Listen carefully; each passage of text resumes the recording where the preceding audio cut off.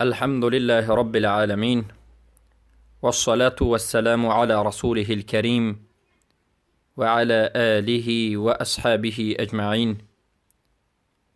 أما بعد، السلام عليكم ورحمة الله وبركاته. بإذن الله سبحانه وتعالى این حلقه 95 از آموزش کلمة التوحید، کلمة الطیبه، کلمة الإخلاص، عروة الوثقى، لا إله إلا الله محمد رسول الله می باشد که معنیش نیست معبودی بر حق بجز الله و محمد صلی الله علیه و سلم رسول الله هستند. در حلقه های گذشته ما به شما کاملا هفتمین شرط صحت لا اله الا الله را بیان نمودیم که این الانقیاد بود و به شما معلوم گشت 7 شرط صحت لا اله الا الله کاملا که اولینش علم است، دومینش یقین است، سومینش صدق است، چهارمینش اخلاص است، پنجمینش محبت است، ششمینش قبول است، هفتمینش الانقیاد است. همه اش الحمدلله به شما معلوم شد و ضد این هم به شما معلوم شد که ضد علم جهل است، ضد یقین شک است و شبهه است و ریب است، ضد صدق کذب و نفاق است، ضد اخلاص شرک است، ضد محبت بغض است و کره و بدبینی است و ضد قبول رد است و ضد انقیاد البته به شما حالا بیان کرده می شود. البته ضد قبول این رد است و ترک است و سرکشی هست و اباحه است. پس ضد الانقیاد کفری که ضد انقیاد است، کفری که نابود کننده انقیاد است، کفری که مقابل شرط صحت لا اله الا الله انقیاد است، این کفر اعراض و تولی هست. البته این اولین کفر، اولینش کفر اعراض و تولی ضد شرط الانقیاد، چرا که دیگر نمود کفرها هست که اینچنین باز ضد الانقیاد است. کفر اعراض و تولی ضد هفتمین شرط صحت لا اله الا الله الانقیاد، مقابلش نابود کنندش شکنندهش می باشد. پس بارک الله فیکم، تعریف اعراض و حقیقت اعراض به شما بیان کرده می شود که اعراض این چی معنی دارد. اعراض از یک چیز معناش این است که روی گردانیدن از همون چیز، باز داشتنی خود انسان، باز داشتنش خودش رو از همون چیز و توجه نکردن به همون چیز، روی نآوردن به همون چیز. بعضی از اهل علم گفتند که اصل اعراض به ضمه از عرض هست. معنای عرض گفتند این جانب است، یک جانب انسان، یک طرف انسان و میان پشت انسان. زیرا که گفتند انسانی که اعراض میکنه دو معرض هست، اعراض کننده هست، یعنی اعراض کننده از یک چیز جانبش رو گفتن یک طرفش رو به همون چیز میگرداند، بعد از این گردنش رو به همون میگرداند، یعنی اول رویش رو میگرداند، بعد جانبش رو، بعد پشتش رو به همون چیز میگرداند، ظهرش رو. بارک الله فیکم. برای همین گفتن این اعراض است.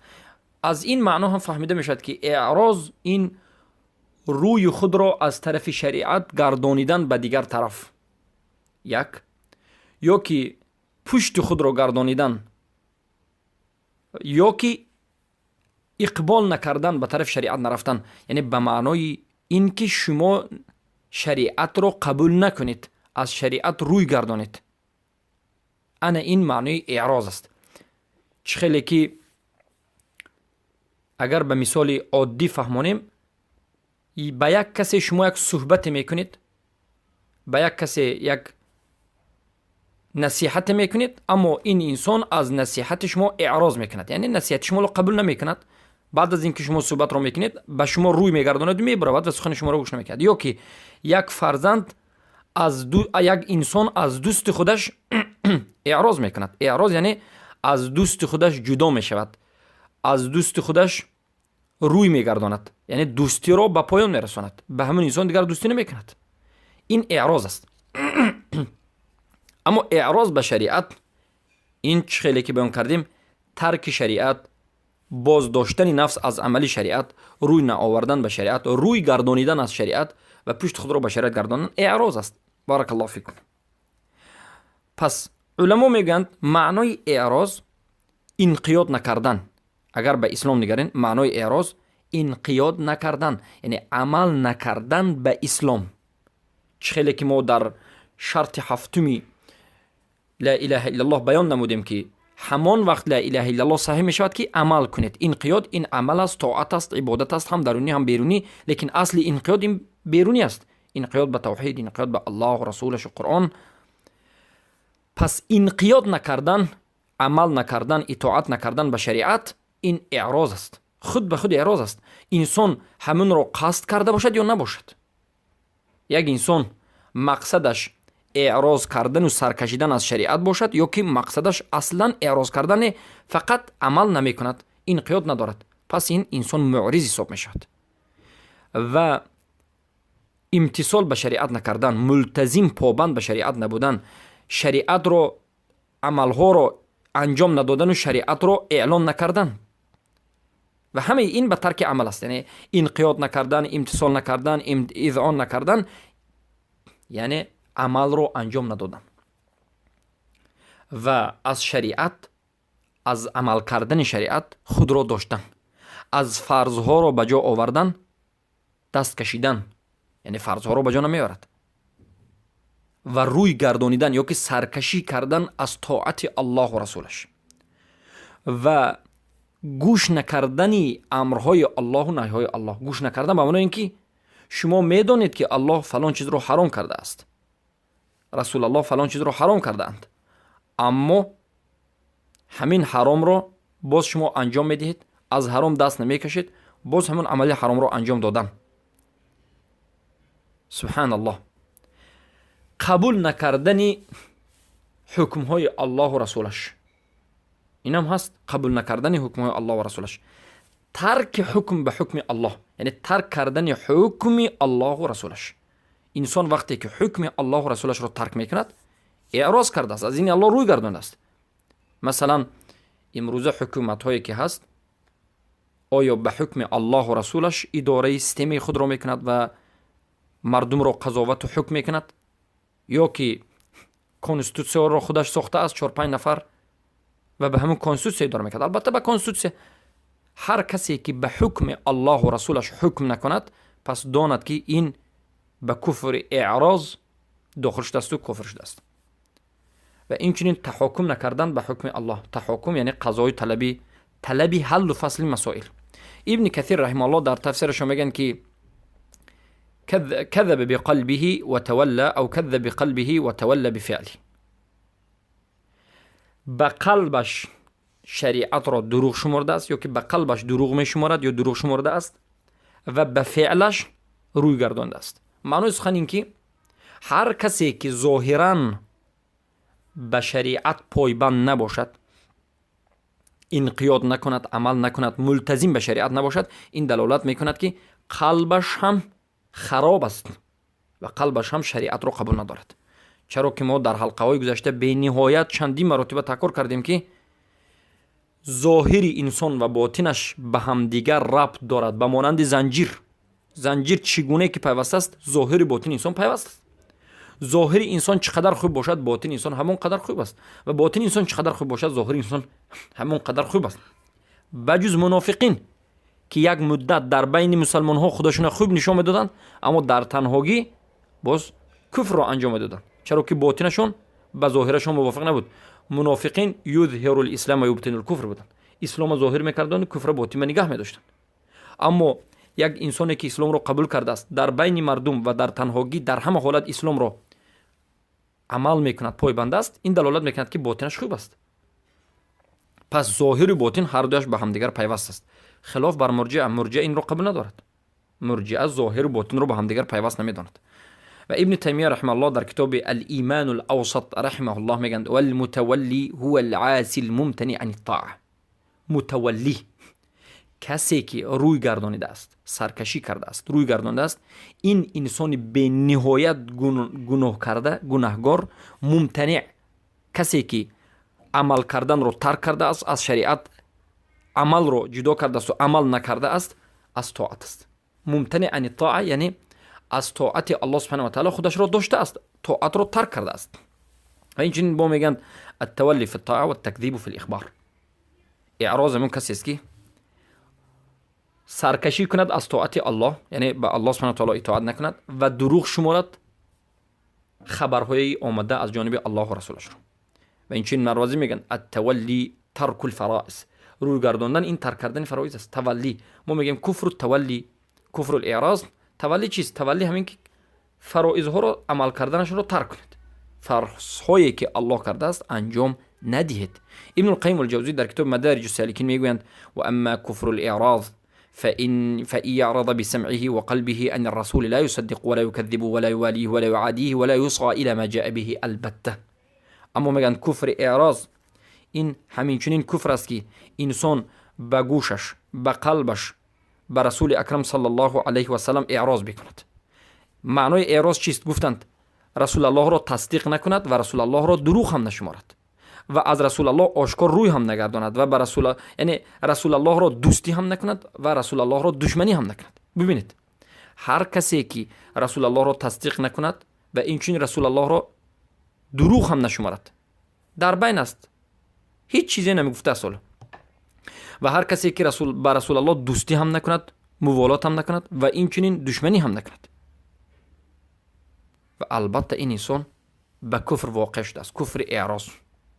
و امروز چقدر انسان های زیاده هستند که حالا در حیرتند، نه تصدیق کرده اند و نه قبول کردند، اما در آخر با میبینید که خودشان را مسلمان میدونند. این جایز نیست و این کفر است.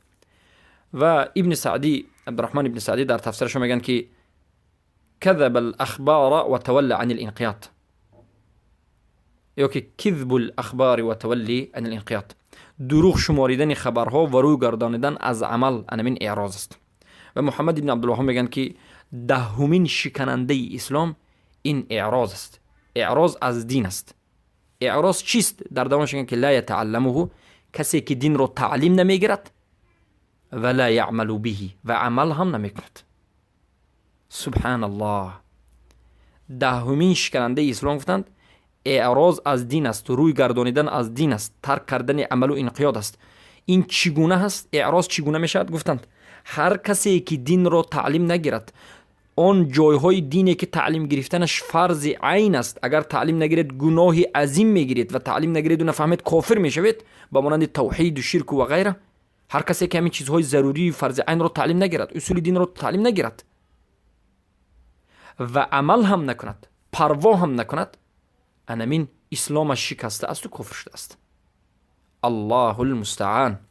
امروز به چشم خود چقدر انسانها را میبینید که خود را مسلمان میدانند، اما در همین عمر خود یک دقیقه برای تعلیم توحید، برای تعلیم گرفتن شرک به ناگاه به شرک واقع نشوم صرف نکرده است.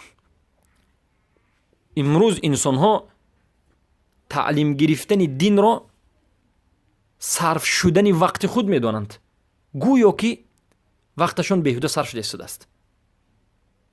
تعلیم گرفتن دین، تعلیم گرفتن توحید، تعلیم گرفتن شکننده های اسلام تا که به شکننده های اسلام واقع نشود، تعلیم گرفتن اصول دین، تعلیم گرفتن رکن های لا اله الا الله، تعلیم گرفتن کفر بر طاغوت، تعلیم گرفتن شروط های لا اله الا الله و ضدش، امروز کم مشاهده می شود در بین مسلمان ها.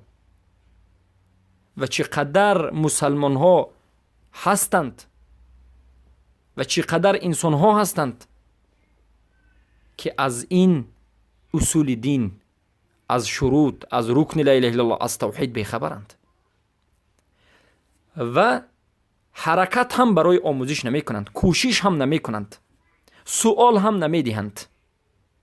فکرشان خوب است، عقل خوب دارند، حیات خوب دارند، اما از سحر تا بیگاه مشغول به دنیا هستند، تاجر هستند، بعضی ها یا که استاد دوریدگر هستند و غیره و غیره، لیکن به خاطر دنیا از سحر تا بیگاه مشغولند، خود را مسلمان میدانند، لا اله الا الله میگند، معنای لا اله الا الله نمیدانند، رکن لا اله الا الله را نمیدانند، شروطهاش را نمیدانند، ضد لا اله الا الله عمل میکنند، شکننده های لا اله الا الله را نمیدانند و بعد از این حرکت هم برای آموزش نمیکنند، سوال هم نمیکنند، عمل هم نمیکنند به مقتضای لا اله الا الله. پس این انسان آیا مسلمان است؟ کسی که گفت لا اله الا الله نه نماز میخواند، نه فرض ها را بجا میارد، نه عمل میکند، نه میخواهد که تعلیم بگیرد، هیچ کوششی برای دین نمیکند، این مسلمان نیست. این به شکننده اسلام واقع شده است، کافر شده است. هم به شکننده اسلام، هم به شکننده شروط لا اله الا الله واقع شده است. پس برادرم و خواهر مسلمانم، بارک الله فیکم، کوشش بکنید که دین خود را تعلیم بگیرید، کوشش بکنید که توحید، اصول دین، کلمه توحید لا اله الا الله، رکنهایش، شرطهایش و شکننده های اسلام، شکننده های شرط های لا اله الا الله را بیاموزید، کفر بر طاغوت را بیاموزید تا که در آخرت نجات یابید، بارک الله فیکم.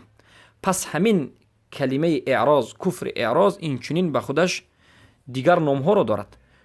کفر اعراض را این چنین میتونید بگید کفر تولی، کفر الصد، کفر الترک، کفر المخالفه، کفر الامتناع.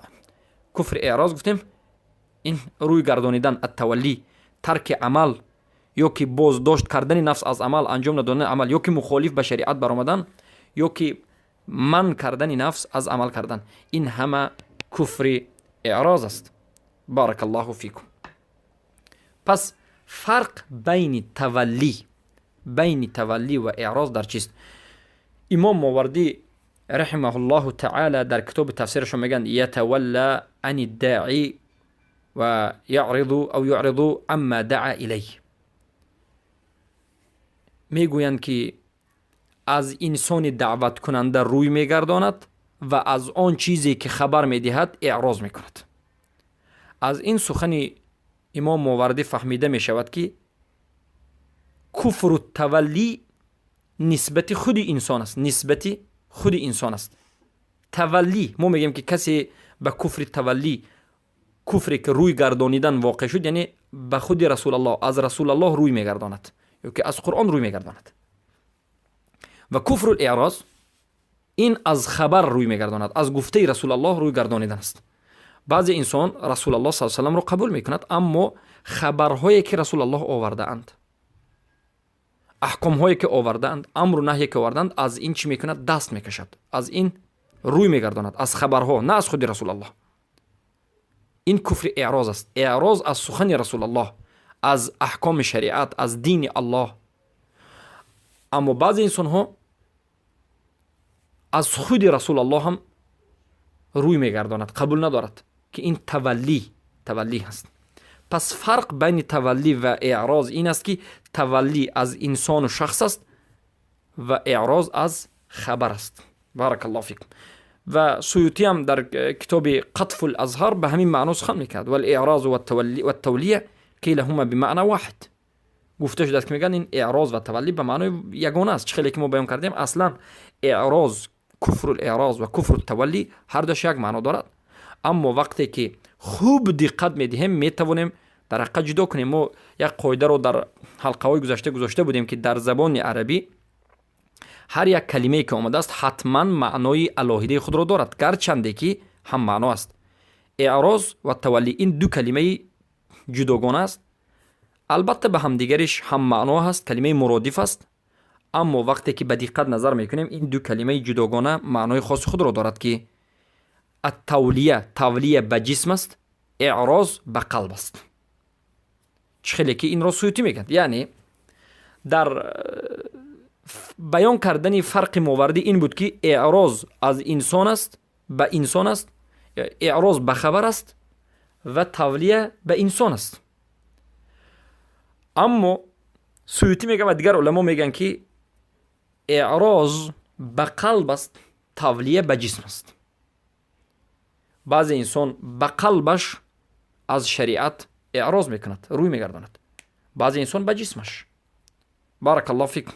و این چنین بعضی از علما گفتند که التولی الرجوع عودا على بدء والاعراض و اخذ في ارض الطريق والمتولي اقرب امرا من المعرض عليهما. و میگن عموما متولی نزدیکتر است نسبت به اعراض به شریعت، لیکن عموما هر دویش هم کفر است.